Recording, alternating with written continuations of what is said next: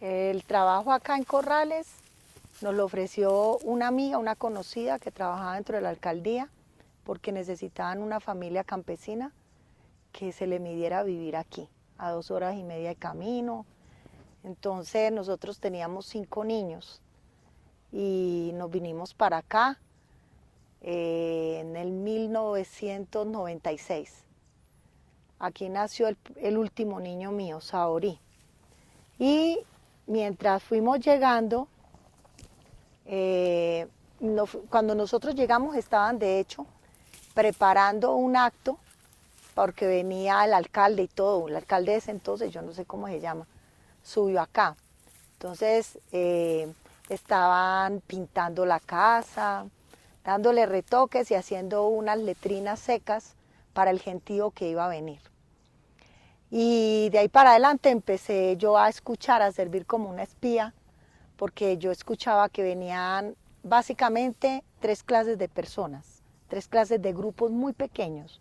Venía gente que conocía el sitio y le gustaba acampar, ¿sí? Entonces venían pelados así, gente joven de los barrios de Bello, sobre todo, o gente que había vivido en Bello. Venía un grupo de gente estudiosos, historiadores, bastantes, venían entre 4 o 5 personas y una persona, un profe o algo así, venía explicando qué pasaba acá. Entonces fue cuando empezamos a escuchar que había terrazas indígenas, que había las rocas de lo que había sido algo como un monolito, como un templo, algo sagrado. Entonces empecé a entender que el lugar tenía un valor, además de lo natural, también histórico, y venían también los del municipio, decía yo, los compañeros de la alcaldía, que esto pertenecía, estaba a cargo de la oficina de Humata, de la Humata. Con ellos nos llevábamos muy bien y ellos hablaban delante, pues frente a mí, yo los escuchaba comentar los planes que había de urbanizar la zona de abajo.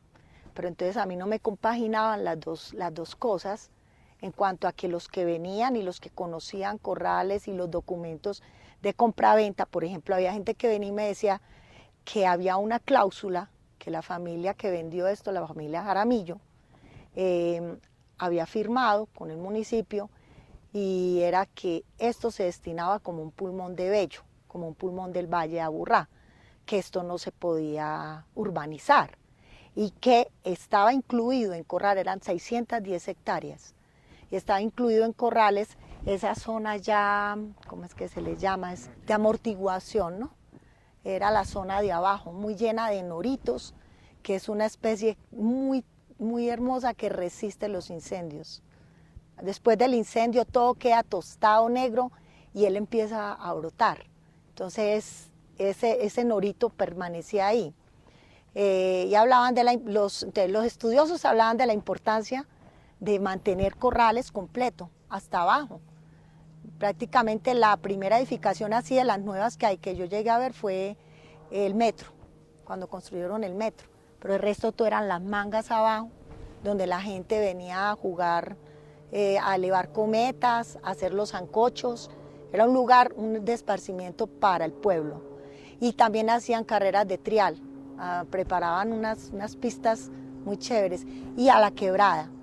Y también otro uso que se le daban a las mangas eran las del ejército, las de allí del batallón, Pedronel Ospina, que incluso en una jornada, en estos años que estoy acá, en una jornada de reforestación que hicieron de esa zona, un niño se voló los dedos de un pie porque ellos hacen ese polígono con municiones viejas, no estallan, pero a un niño sí le estalla en la mano, ¿cierto? Entonces, esas eran como los usos y la gente que venía. Y acá yo empecé a hacer, a propagar la noticia, dos noticias. Uno, que esto era de todos nosotros. Entonces a todo el que venía, los chicos que venían, les decía, ¿cómo que no tienen finca? Esta es la finca de nosotros. Y si no nos apropiamos de esto de la mejor manera, no es de nosotros. Traigan los abuelos, traigan los papás, vénganse de sancocho, vengan a jugar el fútbol. Y se multiplicó demasiado. Yo al principio hacía unas cuentas semanales, promedio 30 personas. Yo me ponía en la tarea de promediar. Y ya para cuando el bebé ya había tenido el bebé, o sea, 1997, ya había llegamos a tener promedio de 300 personas a la semana, en un ambiente muy hermoso. Se armó una familia muy linda porque la gente que subía venía referenciada, por ejemplo, volvía una de las personas con más. Entonces nosotros creamos aquí un manejo del lugar muy de nosotros, porque la alcaldía no le paraba muchas bolas a esto, ¿sí? Entonces, bueno, así se manejan los residuos sólidos no biodegradables. Teníamos una caseta de reciclaje muy organizada. Teníamos atrás, empezamos una huerta orgánica y teníamos lombricultivo, y la gente de verdad se apropió. Porque primero decían, ay, ¿dónde botamos estos sobraditos? Y yo, a ver, aquí está la lombricultivo. Y después ya todo el mundo entraba todo el mundo sabía manejar la huerta. Era muy, muy bonito el ambiente y era muy seguro. Aquí venían chicos de barrios difíciles de Medellín, incluso llegó a haber algunas veces de dos bandas en conflicto, pero aquí no había conflicto. Aquí las batallas eran de boñiga. Nos incendiamos a batalla de boñiga, armábamos unas histerias colectivas terribles cuando desde la zona, todo esto era Prado, y allá hay una avenida de eucaliptos muy viejos. Entonces esa zona allá era la de campamento fuerte, y había la zona de fútbol, y la única fuente de agua que hay en toda la montaña es un nacimiento chiquitito que hay metido en las rocas allá arriba. Entonces se venía hasta un tanque de allá, y había dos fuentes para la gente, que era la piletica de piedra y atrás el ranchito de Bareque. Allá había llave. Entonces cuando alguien venía por el agua y se demoraba, entonces de allá le gritaban, ¡ey, el agua! Y empezaba la histeria colectiva más bacana. Todo el mundo gritaba al mismo tiempo, ¡el agua, el agua, el agua! Era muy divertido, la gente se iba, dejaba su morral, sus cosas, se iba a caminar.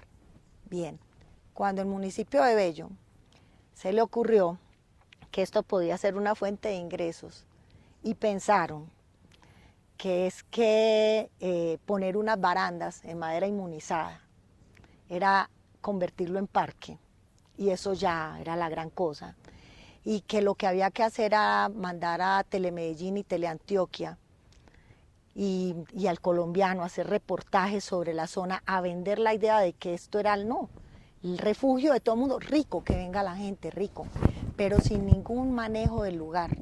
El mismo personaje que era Neil Ochoa, de guardabosques, un solo guardabosques, esto se volvió inmanejable. La cantidad de basura como se multiplicó, ya eran los conflictos porque entonces la gente no comprendía la dinámica del manejo del fuego, por ejemplo. Entonces llegábamos, venga hermano, bájele a la fogata, ya era discusión, ya no aceptaban como esa autoridad de guardabosques. Entonces se empezó a poner muy peligrosa la cosa. Después de que aquí llegamos a acampar en una Semana Santa, contados, había como 60 y pico de carpas. Llegábamos así a promediar entre todos que había unas 300 personas acampando de una manera pacífica, súper bonito todo, compartiendo. Los pelados que fumaban el bareto, ay, no me mande esa cucha para acá, para el lado. Yo, aquí van a dormir los cuchos al lado suyo, así que fuma el bareto en el bosque. Entonces era una convivencia muy linda, y luego ¿cómo les ha ido? Entonces me decían las señoras, no, tan lindos. Ellos se van y se fuman sus cosas por allá, pero nos traen leña en la mañana. Era una convivencia muy bonita, y se dañó después de que se hizo esa publicidad masiva, porque empezaron a aparecer los ladrones, empezaron a aparecer la gente que consume otras sustancias, Sacol, por ejemplo, hubo mucha gente que consumía Sacol, y ya hubo situaciones difíciles. Entonces ya nos tocó que irnos. Nosotros dijimos, aquí no nos quedamos. Nosotros teníamos 4 niñas y 2 niños. Se robaron los caballos, o sea, llegó una época muy dura. Ya, y sin caballos aquí no vive nadie. porque subir el mercado 2 horas y media por esas lomas, muy duro. Entonces ya nos fuimos, dejamos advertencia de que las personas que vinieran acá no podían tener chicas, mujeres aquí, porque era peligroso. Y parece ser que sí hubo unas violaciones, recién nos fuimos, ¿sí? Era como, esto era, y todavía, miren, no sé si ustedes conocen a Jader Mimo, ¿no? Bueno, es una persona, Jader Guerra, Corporación La Polilla. Es una persona que se le pone el ojo aguado cuando habla de corrales. Mucha gente, aquí coincidimos muchos. Entonces ya nos fuimos así sabiendo que el bosque, la solución primordial para eso en ese momento era que el bosque se comiera corrales. Lo ha hecho muy bien, ¿cierto? Se apropió de su terreno. Aquí no, eso fue súper terrible para nosotros irnos. La salida de acá fue dura. Sí, sí, porque... Y sin caballo ni nada, como sacaron las cosas. Ah, no, eso fue hermoso. Aquí no. Convites de 50 y 30 personas bajando. Nosotros aquí solamente dejamos los vidrios, lo que podía representar un peligro cargarlo al hombro. Pero todo el material reciclable que teníamos ahí, todo se bajó. Lo que hay ahí fue nuevo. Porque no, es que aquí había una energía, o sea, aquí había una sinergia con todo el mundo. Aquí hubo pelados en ese corredor, a este lado. ¿Durmieron ahí? No, dormían sí, pero llegaron una cantidad de pelados de estos que me decían, nunca habíamos visto tocar una guitarra. ¿En qué mundo vivían? ¿Cierto? Y les tocó que leer, me tocó que leerles ahí cada domingo 100 años de soledad, eran más de 20. Se fueron arrimando, estaba leyendo 100 años de soledad en voz alta a mis hijos, porque nosotros tenemos escuela en casa. Entonces cuando el domingo llegaron y, ay, ¿eso qué es? ¿Cómo así? Ay, eso es un libro, ¿y qué es? Y el que iba llegando lo desatrasábamos del chisme, con mapa y todo ahí, con el árbol genealógico. Pues, ay, venga, doñita, nosotros venimos el otro domingo, nos esperan. Claro que nosotros lo leímos antes, pero el domingo entonces había que continuar y volvíamos a hacer todo.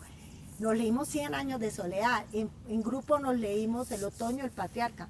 Eran unos espacios muy especiales, porque no cualquier pelado, o sea, era un espacio de tambores, allí estaba el otro haciendo yoga y dando taller de yoga, así espontáneo, todo muy hermoso.